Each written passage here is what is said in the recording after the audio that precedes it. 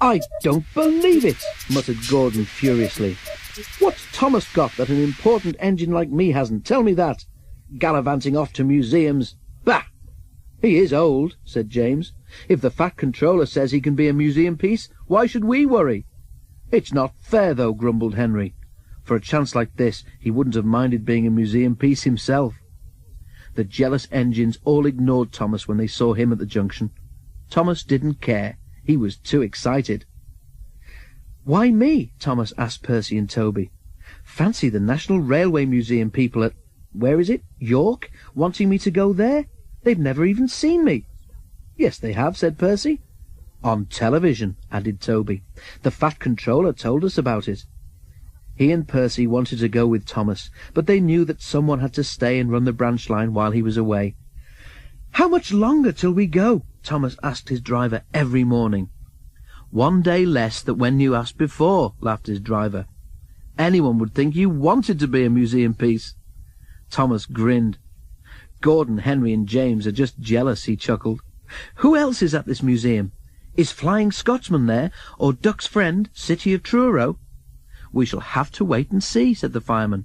"I'll be very surprised if there isn't someone there that you can remember from the old days." And that, of course, made Thomas more excited than ever. At last the day came. A large crowd came to the junction to see Thomas off, and the Fat Controller was there too. "Goodbye, Thomas," he said. "Enjoy yourself, and be a credit to our railway." Everyone gave 3 cheers, and Thomas set off. They ran across the island and over the bridge leading to the other railway. It was a slow journey, but at last they reached a place Thomas's driver called Carnforth, where they rested for the night in a big shed. Next day they went on. At Skipton, Thomas stopped for a drink and to let a goods train overtake him. While they waited, it began to rain. In a signal box a little way ahead, the signalman opened his level crossing gates for Thomas and set his signals to clear.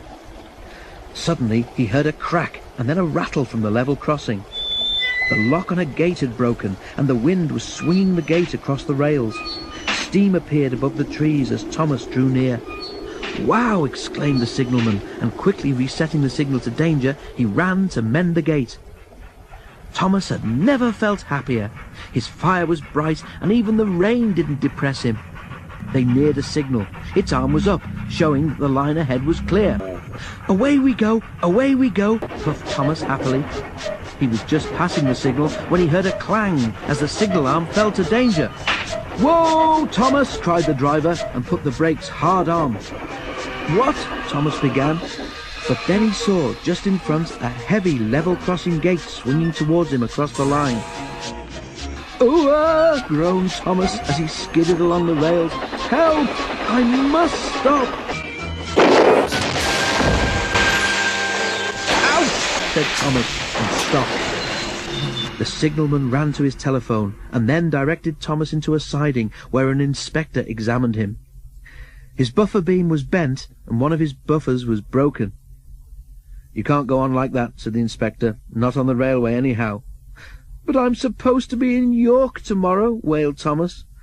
"I know that," said the inspector. "Never mind. Leave it to me, and I'll see what can be done."